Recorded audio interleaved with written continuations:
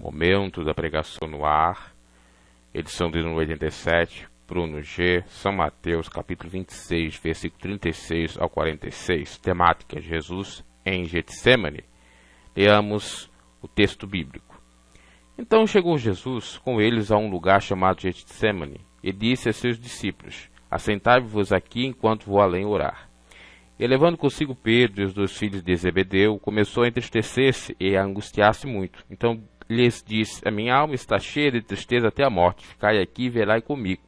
E indo um pouco mais para diante, prostou-se sobre o seu rosto, orando e dizendo: Meu Pai, se é possível, passe de mim esse cálice, todavia não seja como eu quero, mas como tu queres. E voltando para os seus discípulos, achou-os adormecidos e disse a Pedro: Então, nem uma hora pudeste velar comigo?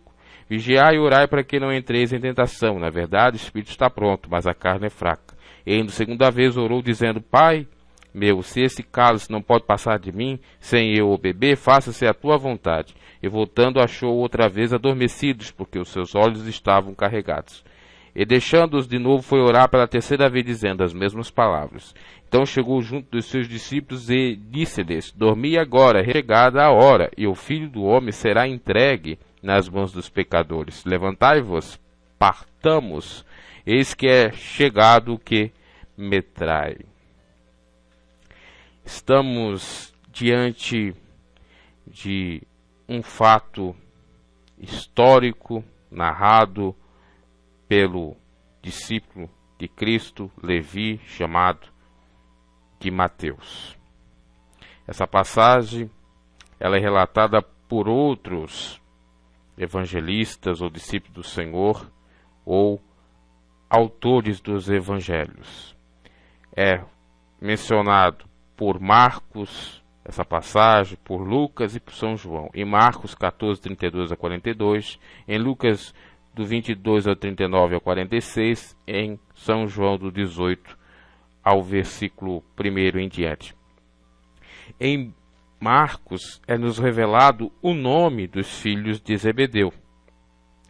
Aqui Mateus não nos revela. Em Marcos, capítulo 14, no versículo 32 ao versículo 42, nós temos exatamente os nomes dos que estavam com Jesus e foram até o Monte das Oliveiras, porque o Getsemane ficava no Monte das Oliveiras. Seria um horto, um jardim ali próximo.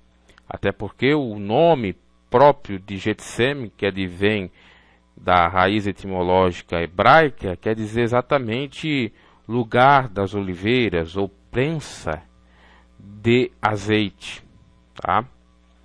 É um jardim do Monte das Oliveiras em Jerusalém, atual Israel. Muito bem. Então, em Marcos, no versículo 33 do capítulo 14, nos revela que, além de Pedro, os dois filhos de Zebedeu eram Tiago e João. Lá em Lucas, nós temos um outro dado que é diferente, ou não foi relatado, ou omitido por Mateus. Em São Lucas, capítulo 22, versículo 39 a 46, que nos diz exatamente o seguinte, de diferente, né? Isso que estou trazendo aqui. Está precisamente no versículo 43. E apareceu-lhe um anjo do céu que o confortava. São Lucas relata que um anjo confortava o Senhor Jesus. São Mateus não fala de anjo. Então, é uma diferença. E também fala, no versículo 44, que a agonia era tanta, intensa, e o seu suor transformou-se em gotas de sangue que corriam até o chão. Aqui não é mencionado nessa passagem que nós lemos. Então, em São Marcos e São Lucas existem alguns detalhes que foram omitidos por Mateus. E lá em João 18 também temos mais alguns detalhes interessantes que também não são mencionados pelos outros evangelistas. 18:1 em diante. No versículo precisamente de número 3. Tendo, pois, Judas, que era o Judas Iscariotes, recebido a corte e oficiais dos principais sacerdotes e fariseus, veio para ali com lanternas, archotes e armas. Esses archotes são tochas, que era exatamente uma madeira utilizada com algo inflamável, ou seja, que pegasse fogo, para iluminar, junto com lanternas e armas, ou seja, preparado claramente para pegar o Senhor Jesus, e com tochas e com armas para forçar, para de maneira de fato imperativa, pegar Jesus. Então, vemos aí alguns detalhes que São Mateus não registra nessa passagem. Dito isto, vamos meditar. Então Jesus decidiu, sabendo possivelmente que a hora era chegada, já tinha avisado aos seus discípulos na Santa Ceia ou na ceia, já tinha avisado que Pedro negaria, já tinha feito muita coisa. Sabendo que estava bem próximo mesmo, foi fazer o quê? Orar. Veja a importância da oração. Quando o cristão sabe, porque o cristão tem sim o discernimento de todas as coisas, tem a revelação de que algo ruim está prestes a acontecer. E o que é necessário fazer? Orar, porque a oração de fato é a chave da bênção. A oração move as mãos de Deus, o coração dele. Se nos arrependermos de fato, se buscarmos a sua misericórdia, ele nos ajudará, ou alcançará a sua bênção. Claro, desde que ele queira, porque se ele não quiser, vai ocorrer e ponto final. Porque nós não mandamos no Senhor, não podemos barganhar ou exigir do Senhor. Ele, é que faz a coisa acontecer, porque o querer efetuar é o do Senhor. Operando o Senhor, quem impedirá? Agora, quando ele não quer operar, Zé Fini, pronto, não opera. Então nós temos que aprender a respeitar isto. Coisa que não é ensinada na grande maioria das congregações, das igrejas ditas cristãs, que em nome da teologia da prosperidade, ensinam que nós devemos não aceitar a nossa vida terrível e exigir cobrar de Deus a bênção. Exigir. Eu acho que já até mencionei isso, talvez não aqui no momento da pregação, em outras pregações, que certa vez minha avó me contou que foi uma determinada igreja evangélica e lá o pastor pregava para nós fazermos guerra, ou para ela fazer guerra, com Jesus para receber a bênção. Fazer guerra no sentido de exigir a bênção, como se nós fôssemos merecedores de qualquer coisa. Como se nós tivéssemos mérito para receber. Não sabendo tanto o pastor, não sabendo muito menos os que ouviam a palavra do Senhor, que a Bíblia nos diz que nós não somos merecedores de nada. O Senhor olhou para a terra e não viu nem justo sequer. Se nós fôssemos merecedores de alguma coisa, nem o próprio Senhor Jesus teria vindo para restaurar a Israel e para reconciliar a todos a Deus. Estaria tudo do jeito que estava. E também a palavra de Deus nos afirma que o que nós alcançamos é pela infinita misericórdia do Senhor, pela graça, pelo favor imerecido. Não existe meritocracia, existe amor, misericórdia e favor imerecido da parte de Deus para conosco. Nós não somos merecedores absolutamente de nada. Essa é a grande verdade que nós devemos pensar nesse sentido. Então, a gente tem que ter isso em mente, que nós não podemos exigir de Deus absolutamente nada. Devemos sim orar, porque orar demonstra fé. Inclusive, na sua palavra, em várias narrativas, em vários livros, a exortação para a oração, para realmente fortificar o cristão, para clamar, para buscar, enquanto há tempo, enquanto se pode achar, a presença do Senhor. No entanto, não há a possibilidade de nós querermos lutar contra Deus. Ainda que muitos venham utilizar aquela passagem, mas Jacó lutou com o anjo, e o anjo do Senhor representava o próprio Senhor Jesus, e por isso ele recebeu a bênção. Ali era um outro contexto. Deus mostra naquela passagem que o cristão deve ser perseverante, porque tem determinadas coisas que vão ser alcançadas pela perseverança. Outras, ainda que sejamos perseverantes, não vai acontecer porque é necessário que assim suceda para cumprimento de palavra, de profecia, como era o caso aqui de Jesus. Não adiantava o Senhor Jesus ficar ali 24 horas orando, porque já estava feito, o plano seria cumprido. É claro que o Deus encarnado, vivendo na pele, sentindo na pele o que é angústia, o que é sofrimento, o que é de fato enxergar a morte, o que é de fato saber que vai sair dessa terra. Ele se desesperou naturalmente, como qualquer um de nós, que quando se depara numa situação emergencial, de perigo ou de realmente morte. Aí muitos vão dizer, mas como que ele era Deus? E como que ele poderia então ficar aflito ou ainda pedir para o Pai afastar o cálice dele, sendo que já estava posto aquilo, que desde a fundação do mundo Deus já tinha preparado todo esse plano de salvação e redenção para todos, pois a raça humana iria pecar e o Senhor ia ter misericórdia.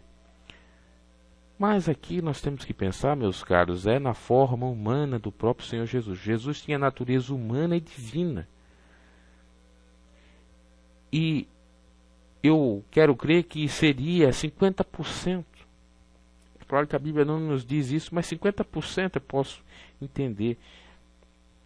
E por isso que ele vai mencionar mais adiante que é necessário o espírito estar preparado, mas a carne é fraca. Ou seja, a vida dele espiritual, a natureza dele espiritual estava tranquila. Agora a natureza dele carnal realmente estava aflita. Porque o nosso corpo, essa nossa vida, a nossa consciência dessa vida não quer que nós se acabamos. Não quer que nós, de fato, saímos dessa terra. Isso é até um apego exacerbado às coisas dessa vida. Isso é até uma tentação do maligno. Mas a sentença foi posta. Nós vamos morrer. Nós temos prazo de validade. E o Senhor tinha o prazo de validade de 33 anos. Com quase 29 anos, começar o seu ministério e por 3 anos e meio pregar o Evangelho e depois pronto. Morrer, falecer para ressuscitar, para depois ressurgir em glória e ser o exemplo da ressurreição e o sustentáculo para a nossa fé, porque se Cristo ressuscitou, aqueles que crêem nas palavras dele vão ressuscitar também naquele dia. Só que era imprescindível o Senhor orar exatamente para colocar seu corpo, a sua carne, em tranquilidade. Ou seja, era necessário ele preparar o corpo para o sofrimento. Isso se faz por intermédio da oração. E a carne estava tão realmente lhe angustiando e até acima da sua natureza divina, que ele chegou ao ponto de pedir para o Pai afastar dele esse cálice. Quantas vezes nós também fazemos a mesma coisa que o Senhor Jesus fez? Às vezes não é conosco, é com nossos familiares, entes queridos. Senhor, não leve ele agora. Senhor, não faça isso. Afasta dele esse cálice, não deixe ele morrer com essa doença, desse mal, com esse problema, ou porque foi acidentado. Outras vezes são com nós, Senhor, não quero morrer agora, eu tenho ainda uma família para criar, eu tenho isso, eu tenho aquilo, isso é natural. E o mais interessante é que quando a gente está no momento de dificuldade, de depressão, de estresse extremo, nós fazemos a mesma coisa que fez Elias e que fez Jonas. Principalmente Elias. Olha, eu não sou digno de nada, Senhor, melhor que meus pais, me mata. Quando a tribulação, o sofrimento é grande, a gente quer morrer. E aqui no caso de Jesus, ele não queria morrer. Então veja, que de fato a sua trajetória, desde o 0 ano até os 33 anos, ele estava vivendo no espírito. Porque quando a pessoa está vivendo, consegue vencer tudo. Como ele mesmo disse, o mundo me aborreceu. Antes de aborrecer a vós, aborreceu a mim. Mas eu venci. No mundo tereis aflições de bom ânimo, porque eu venci. Então, quer dizer que ele realmente sofreu algumas privações. Se nós formos examinar, claro que sim. Já desde quando nasceu, era para ser morto. Herodes queria matá-lo, teve que ir para o Egito. Depois, já com 12 anos ali, falando algo a respeito da palavra de Deus, já estavam as pessoas tendo inveja dele. Mais tarde, quando começa o seu ministério, então, nesse fala, o sofrimento que ele passou. Era pobre, era humilde também, tinha essa questão socioeconômica, que pesava muito, não tinha onde reclinar a sua cabeça, não tinha um lar, um lugar para repousar, vivia exatamente de doações, vivia de realmente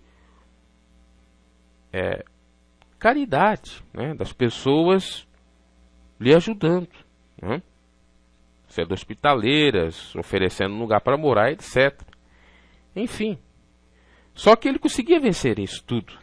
Ele não chegou nunca a desanimar, Senhor, então me mate. Não chegou a falar isto. Elias, que não tinha natureza divina, falou isso. Jonas também, porque não cumpriu a profecia que ele queria, né, contra o povo de Nínive, pediu para ser morto. Agora Jesus não pediu. Foi pedir quando de fato ele sabia que possivelmente não teria mais escapatória. Iria morrer mesmo. Aliás, Jesus não pediu, né, para ser morto. Ele pediu para não ser morto. Então, perceba que coisa interessante, não é verdade? Que coisa interessante. E Jesus tinha passado privações, mas nunca pediu para ser morto. E Elias passou por tribulações, pediu para ser morto e foi arrebatado. Veja que o destino das nossas vidas são diferentes. E Deus reservou para cada um destino. Uns para morrer com uma determinada idade, outros para viver mais de 100 anos, para ser longevos. É claro que isso depende da nossa parte também, de cuidar do nosso corpo, da nossa saúde, mas também é uma dádiva do Senhor. Uns, Deus ouve a oração e a ajuda quando estão deprimidos, com estresse, e dá ânimo e dá força, e eles continuam a caminhada e são até arrebatados, como foi o caso de Elias. Outros, o Senhor cura a sua chaga, cura a sua enfermidade, acrescenta 15 anos a mais, como foi exatamente o caso do rei Ezequias. Outros acabam se suicidando. Outros acabam durando 967 anos, como foi Matusalém. Jesus teve o seu destino, 33 anos. Pronto. Zé Fini, não tem. Então veja que há um tempo determinado por Deus para todas as coisas. Não podemos escapar disso, desse veredicto. Fato é que todos nós, se Jesus não vir, vamos morrer. Já está dito isso. Vamos ter que passar pela experiência terrível da morte. Mas se estamos em Cristo, não morremos, vivemos. Morrer é lucro. Agora, o interessante é que nós temos a consciência da morte, ficamos preocupados com a morte, até mesmo ficamos fora de si, insanos, né? Mas não paramos para pensar que quando nós nascemos e não tivemos consciência, passamos a ter consciência a partir aí da fase infantil, já no final da fase infantil, ou na adolescência, pré-adolescência, nós não passamos que nós não pensamos, melhor dizendo, que nós não era nada. Então, meu Deus, a morte é um pavor. Mas não seria um pavor maior quando nós não existíamos? Quando nós não éramos nada? Estávamos, é um mistério, em algum lugar talvez, o nosso espírito, a nossa alma. E por que o medo, temor? É uma outra meditação. Mas mostra que de fato o Senhor Jesus era também natureza humana e tinha os mesmos pensamentos nossos.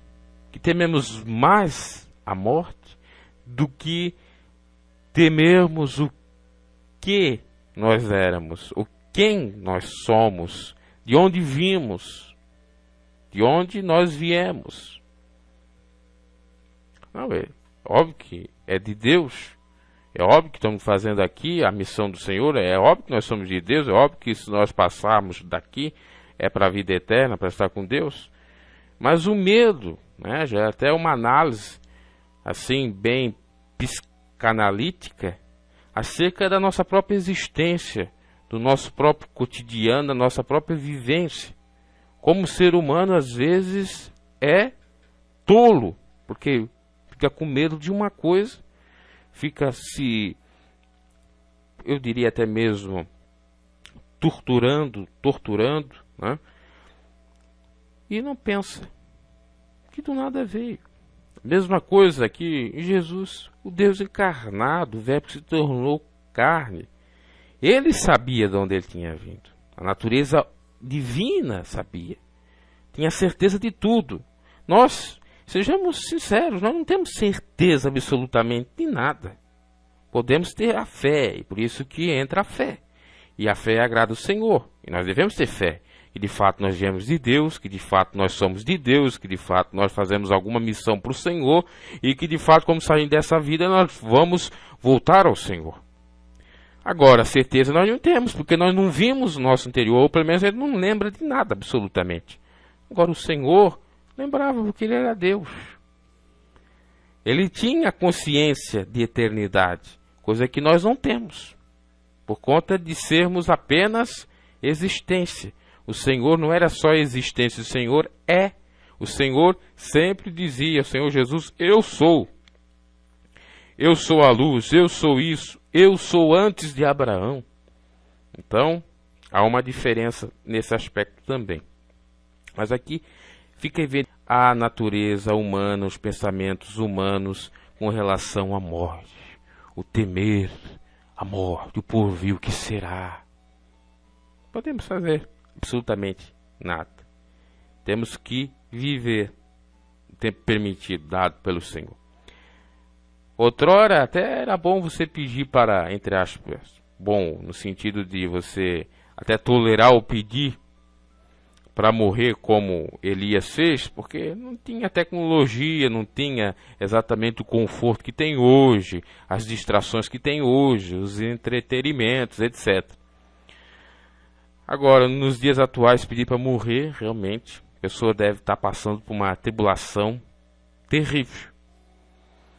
Já na época de Jesus, ele não pediu.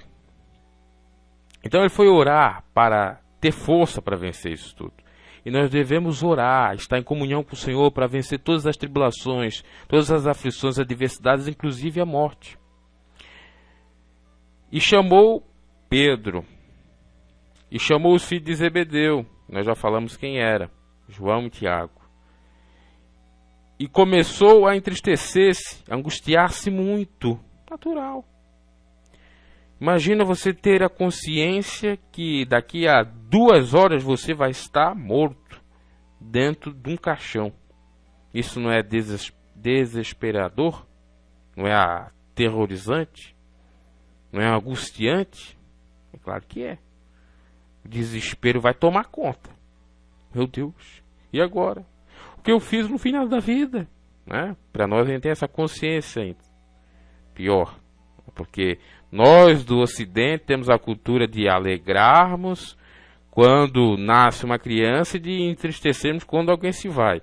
Já em outras culturas tem a prática de se entristecer quando alguém vem para esse mundo e de se alegrar quando alguém sai, né? Então, nós não aprendemos a lidar com as nossas emoções, a lidar com as perdas, a lidar com as consternações inerentes da vida, seja qual for. Não é só a morte, às vezes são as aflições do espírito, as doenças, as frustrações, as perdas financeiras, amorosas, etc. São várias coisas. Então, nós temos que controlar o nosso emocional. Isso não é fácil. Eu passei por algumas perdas de entes queridos. A mais emblemática é do meu avô, porque eu não estava preparado para enfrentar a morte que eu convivia, que eu via, que eu falava. Ainda mais um adolescente de 16 anos. Aquilo me chocou grandemente. Ainda pelo fato, principalmente, de eu ter pego ele, levado ao banheiro para ele fazer suas necessidades e vendo que ele estava se findando, se consumindo, seu espírito estava saindo, estava morrendo, porque nem ele conseguia mais controlar o seu corpo, foi ficando pesado, pronto, faleceu. Esse foi um choque, um impacto muito grande para mim. Tive vários transtornos psicológicos, síndrome de pânico, tanatofobia, medo da morte e tantas outras coisas. Não foi fácil. Eu fico pensando, depois de mais de 10 anos que isso ocorreu, se eu tivesse o controle emocional, se eu tivesse realmente consciência de que todos vão morrer, se eu tivesse realmente instrução para lidar com as emoções, talvez eu conseguiria não esquecer, mas atenuar as dores, os sofrimentos. Não sentir nada, mas sentir com uma certa racionalidade ao ponto de não me desesperar por completo, não viver ou vivenciar a melancolia, que seria o excesso do luto que o Sigmund Freud vai falar, né? Naquela clássica divagação que ele faz entre luto e melancolia. Já quando morre a minha avó, que eu tinha muito mais estima do que até mesmo o meu próprio avô, porque considerava ela como a minha mãe, ela me preparou. Eu tive até sonhos de que ela ia morrer, ainda falei para ela. E quando ela faleceu, também nos meus braços, só que com ela ainda foi mais tempo, né? Foi só eu e ela, não tinha outras pessoas, e o seu corpo amoleceu, enfim, o espírito saiu, ficou pesado, e enfim, ela morreu. Eu estava mais preparado, não senti tanto. Então por isso que é necessário nós lidarmos, porque também eu já era cristão. Quando meu avô morreu, eu passei a ser cristão, tá?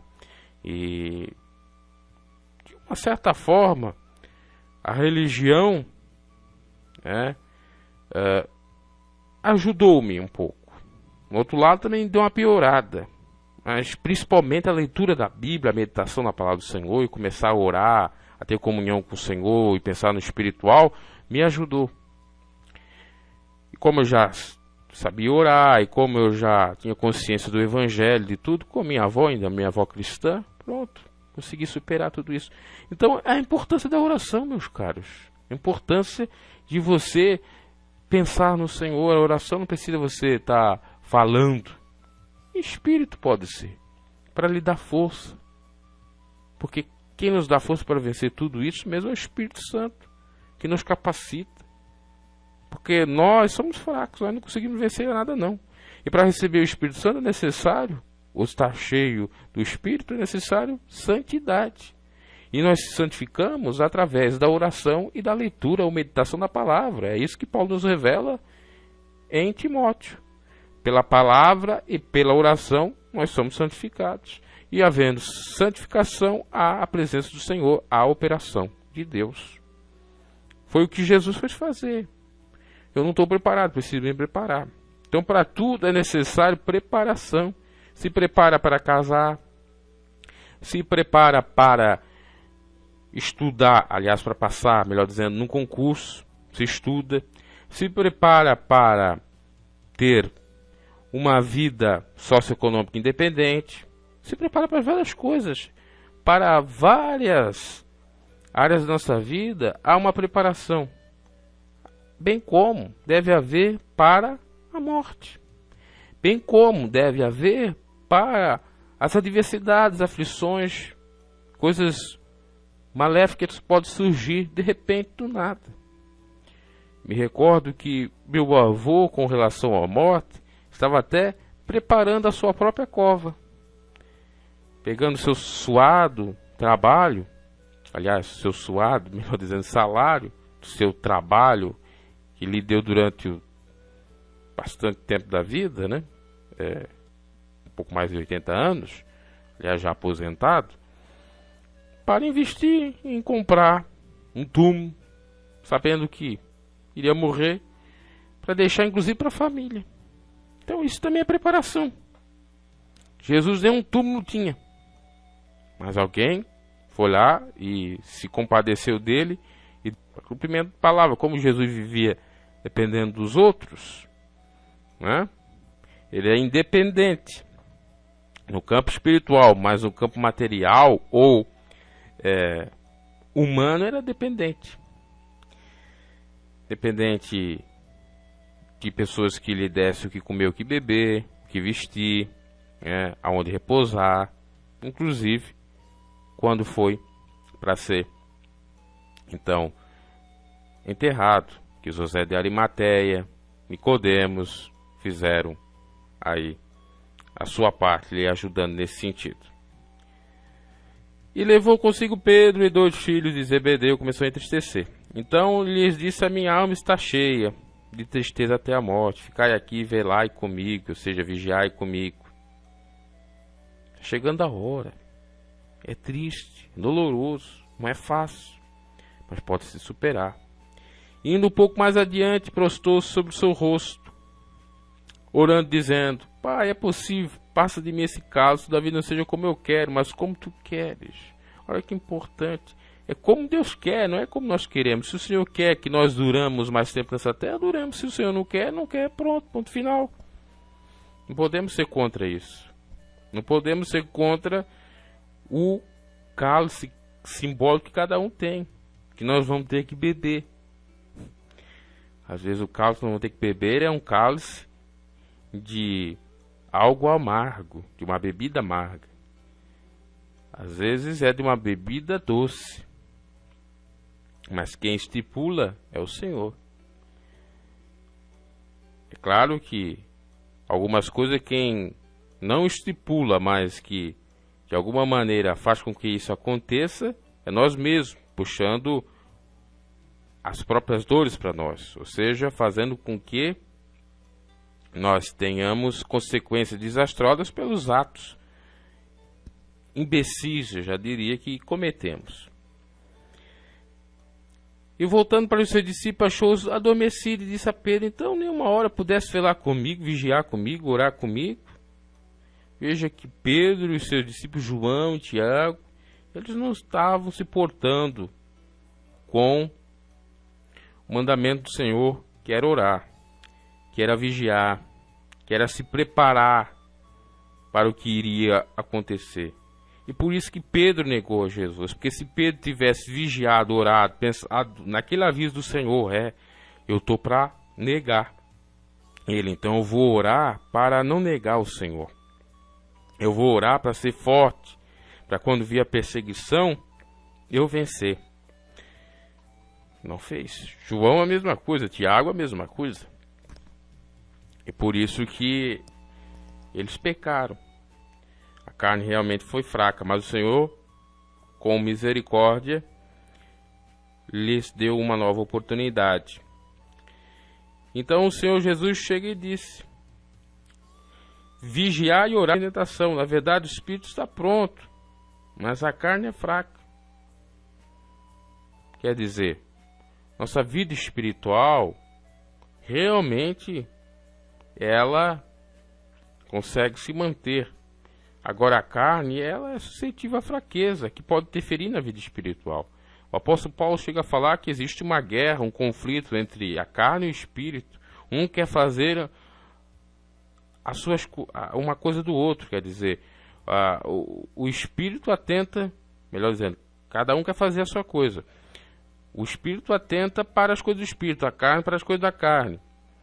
Quando o espírito está mais forte, você acaba só fazendo as coisas do espírito e crucificando a carne. Mas quando a carne está mais forte, você acaba crucificando o espírito ou aniquilando e fazendo as coisas da carne. E quem está na carne não está com Deus, não produz os frutos do Espírito Santo e, por conseguinte, perde a salvação. Então, por isso que o Senhor Jesus chega a falar aqui para nós vigiar e orar, para exatamente vencer nas adversidades, nas provações da vida, nas tentações do maligno. Há uma diferença de provação para tentação. A provação provém de Deus para nos capacitar, para nos melhorar, dar uma lição a nós, fazer com que nós evoluímos, né, num aprendizado. Já a tentação é dada pelo inimigo, porque Deus não atenta a ninguém. E nós devemos resistir à tentação do inimigo. E a tentação do inimigo é dizer: olha, você não está com o Senhor, como é que está passando por essa tribulação? Você não está com o Senhor, como é que você vai morrer? Né? Você não tem vida eterna?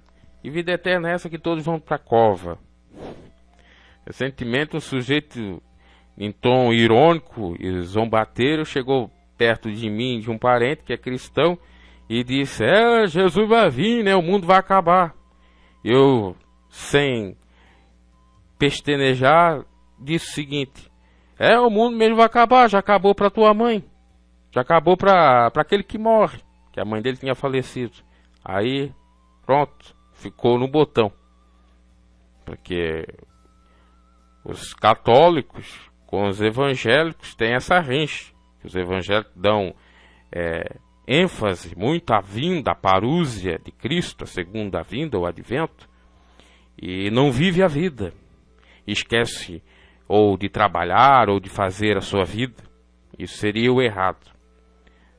Bem como o povo ímpio, mundano, etc. Mas o fato é que o mundo acaba para quem morre mesmo. Agora, não é porque o mundo acaba para quem morre que a palavra... Nós não sabemos o dia e a hora, mas que vai existir, vai. Porque passa os céus e a terra, a palavra do Senhor não há de passar. Aí vem o Zé Ramalho e canta a música: a verdade do mundo veio de uma grande mentira. O que ele estava falando? Que a grande verdade do mundo veio de uma grande mentira? Com certeza é da Bíblia. Mas isso é murmuração, mas isso é blasfêmia. Isso é que o apóstolo Pedro chegou a dizer.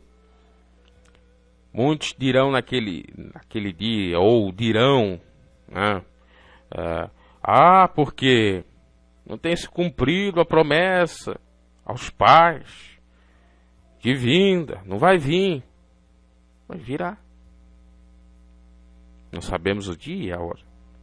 Não podemos acreditar nessas teorias das conspirações em marca de horário, de data. Não. Porque isso já vimos ao longo da história que nunca deu certo. Todas as previsões deram nada. Por isso que está havendo o ceticismo de muitos. Isso é balela. Mas é claro que é balela. O Evangelho mesmo diz, o Senhor mesmo disse. Ninguém sabe o dia e a hora. Não tem como estipular um dia e uma data. Agora estão dizendo que o Emmanuel Macron, o presidente da França, é um anticristo. E que ele é advindo dos judeus, né, de família judia. E que, pelo fato dele ser um daqueles que se configuraria, que passado pela diáspora, ou seja, pela dispersão do povo judeu, que foram para outras nações, né, serem imigrantes, que ele retornaria e estabeleceria a paz em Jerusalém, com os palestinos, judeus, etc., porque ele é advindo dos judeus. E agora nós tivemos recentemente a consideração de Israel como nação, depois de 70 anos, enfim, vários eventos. Então, olha, o fim está próximo, porque agora vão considerar Emmanuel Macron como o próprio Deus, e Macron veio do povo judeu, enfim, Jesus vai vir. Uma teoria da conspiração. Mas, você tem tudo para não dar em nada, porque isso é muito óbvio, né? Isso é muito óbvio. Aliás, tem, até mesmo se você for parar para analisar, pessoas insanas que começam a trabalhar para cumprimento das profecias, para trazer rentabilidade para suas instituições.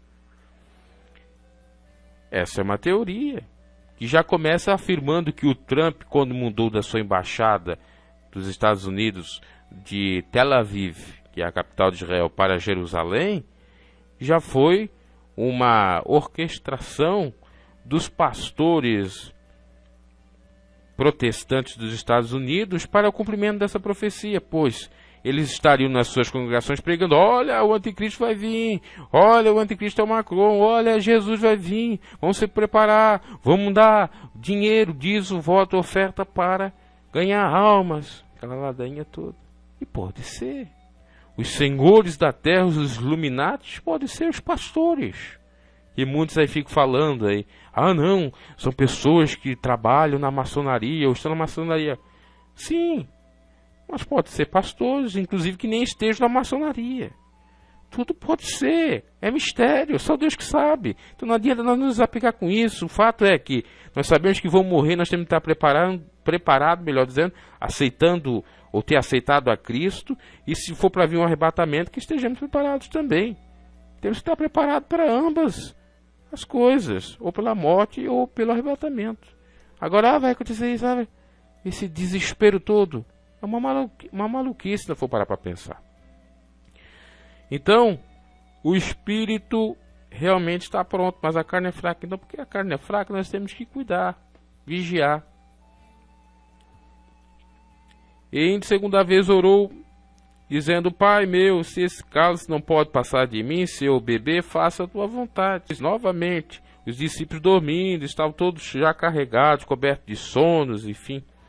E deixando-os de novo, foi orar pela terceira vez, dizendo as mesmas palavras. Veja que o Senhor Jesus foi persistente, pediu para que o Pai lhe desse a prerrogativa de não passar por todo o sofrimento. Mas não teve jeito. Foi uma oração até meio que de balde, em vão. Mas a sua carne perdia por essa última alternativa, por essa última chance, que não foi concedida. Assim, existem situações na nossa vida que é a vontade do Senhor que não vai ser concedida. Você pode orar para ser curado, mas não vai ser curado. O apóstolo Paulo orou para ser curado, para tirar aquele espinho da carne, não aconteceu. Foi com ele até o fim da vida. Porque é Deus que assim permite. Nós não podemos ser contra a vontade do Senhor. Ah, mas que Deus injusto é esse que para um dá isso, para outros não dá nada, ou que uns têm doença e outros não têm. É Deus. Ah, mas que pensamento mesquinho, retrógrado. Ah, que pessoa tansa você é, acreditar num Deus dessa forma. Vamos acreditar num quê? Acreditar em nós mesmos, sabendo que somos nada, absolutamente nada. E o próprio Senhor Jesus nos diz isso. Sem Ele nada podemos fazer. Sem Ele, de fato, nada nós somos. Então por que nós não vamos crer? Se a questão aqui é de fé. Ah, isso é truque da mente. Ah, isso é eufemismo. A fé é eufemista e tal. É seu pensamento. O Evangelho não existe obrigação para você crer ou não crer. Você crê, você será salvo. Você não crê, será condenado. Quando você não crê, você será condenado exatamente a mais sofrimento, a mais atribulação, a mais psicopatia ainda nessa vida, não só ao castigo eterno. Então é melhor crer. Melhor crer. E quem crê tem bênção do Senhor. Dizer que não tem, tem. Ainda que seja pouca, mas tem. De alguma forma. Tem a verdadeira prosperidade que nos enriquece. E então chegou junto do seu discípulo e disse: dormi agora. Agora sim é para dormir, agora é para repousar. Eis que é chegada a hora, e o Filho do Homem será entregue, levado nas mãos dos pecadores. Quer dizer, não adianta mais vigiar, não adianta mais orar, porque já é chegada a hora, agora pode dormir. Agora pode descansar. E isso serve de alerta para todos nós, porque não adianta mais chorar pelo leite derramado. Quando acontecer, aconteceu. Não quis orar, não quis vigiar, quis ficar vacilando, dormindo simbolicamente, no contexto espiritual, que quer dizer exatamente a pessoa estar acomodada, relaxada, não está se preocupando com a sua salvação, ou está se preparando para as diversidades. Então, deixa assim acontecer, né? Não insiste mais, não cobra mais. Foi isso que o Senhor disse. E também, já sabia o Senhor que não adiantava mesmo vigiar ou orar, que o que estava posto, já estava posto. Que iria acontecer, iria acontecer. Levantai, pois, é o que ele diz no versículo 46. Eis que é chegado o que me trai, Judas Iscariotes. Então aprendemos aqui, meus caros, alguns conselhos interessantes. O primeiro, que diante das dificuldades nós devemos orar. Mesmo que a nossa oração resulte, entre aspas, em nada, que o Senhor não acate nossos pedidos, que o Senhor, de fato, não receba a nossa oração e responda, ou que receba e não responda. Segundo ponto, que devemos estar preparados. Devemos querer a preparação, no sentido de realmente estarmos aptos para qualquer situação, qualquer emergência, para, na adversidade, vencer. Eu até diria estar preparado para a bênção, porque tem pessoas que não estão nem preparadas para a bênção. Quando vem a bênção, acaba jogando a bênção fora, como fez Esaú, e vendeu a sua primogenitura para Jacó, que virou a nação de Israel, que teve seu nome mudado para Israel, que poderia ser Esaú. Então olha o que ele perdeu, né? Perdeu uma nação inteira, perdeu uma bênção enorme. Só para você pensar. Terceiro recado do Senhor aqui: nós não podemos ser contra o veredicto de Deus ou de Jeová. Nós não podemos ser contra o próprio Senhor. Ele quer assim, assim, pronto. Ele quer assado, assado e pronto. Seja feita a vontade do Senhor. Não, a minha vontade, Senhor. Se ele se compadecer, ok. Agora, se ele não quer, o que se pode fazer? Ainda que o homem queira, ainda que tenha grupos, que tenha aliados, que manipulem as coisas para ajudar, mas não querendo o Senhor, não adianta. Isso é para qualquer coisa, para doença, para obter status, até mesmo de ordem eclesiástica numa denominação, ou para a ascensão de um trabalho, de um posto, enfim, várias coisas nesse sentido. Esse é o terceiro ou quarto conselho, né? O quarto conselho, acho que agora é o quarto. É que nós, meus caros, temos que fazer a nossa parte. Ainda que não adiante, mas temos que, pelo menos, tentar. O Senhor Jesus tentou 3 vezes, orando e cobrando até mesmo dos discípulos vigilância, para não cair em tentação, porque a carne era fraca, o espírito estava pronto. Mas para ele não adiantou, não foi mudado o cálice. Para os discípulos também não adiantou, porque eles não se santificaram e cumpriu aquilo que ele tinha dito, que eles iriam escandalizar de fato. É a sorte, né, que tem a natureza divina e pensa muito além, já sabia que de fato eles iriam o negar porque não queriam se preparar. E aí ele diz: então repousai, pronto, você quer assim, pronto. Uma quinta reflexão, ou recomendação é pensar que o evangelho nem por força nem por violência. A pessoa escolhe esse caminho, escolhe. A pessoa escolhe outro caminho, escolhe, pronto. Nem por força nem por violência, tudo pelo Espírito. É necessário falar. A pessoa não quer dar ouvido, deixar. É necessário tentar. Se não acontecer, não aconteceu, amém, paciência. E Jesus então foi entregue ao traidor.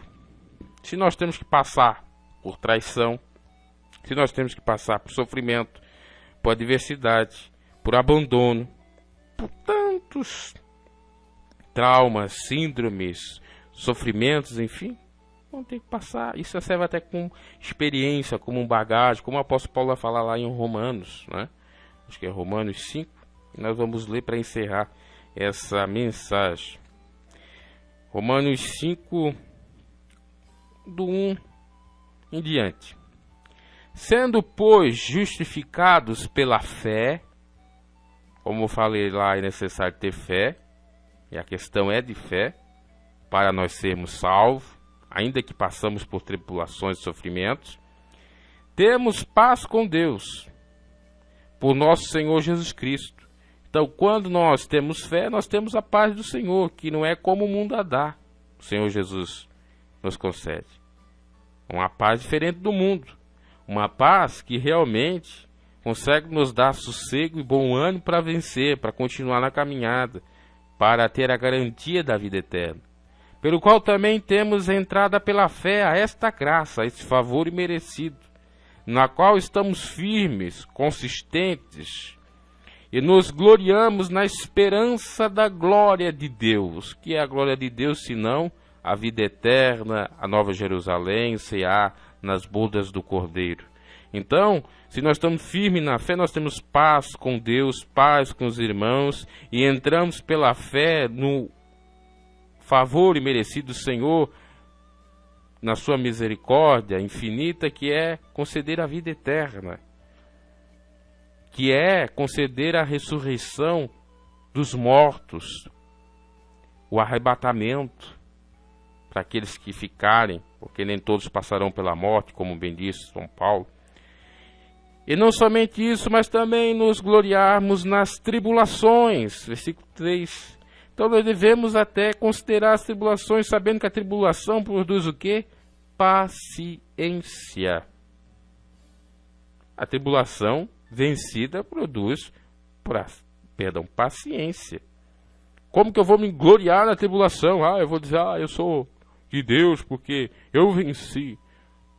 Não é para você se gabar nesse sentido, é para você, com Deus, pensar: realmente eu sou mais que vencedor com o Senhor Jesus, eu posso vencer, eu venci e vencerei todas as demais barreiras e dificuldades que surgirão, e com isso eu aprendo do Senhor, que é manso e humilde de coração, a ter o quê?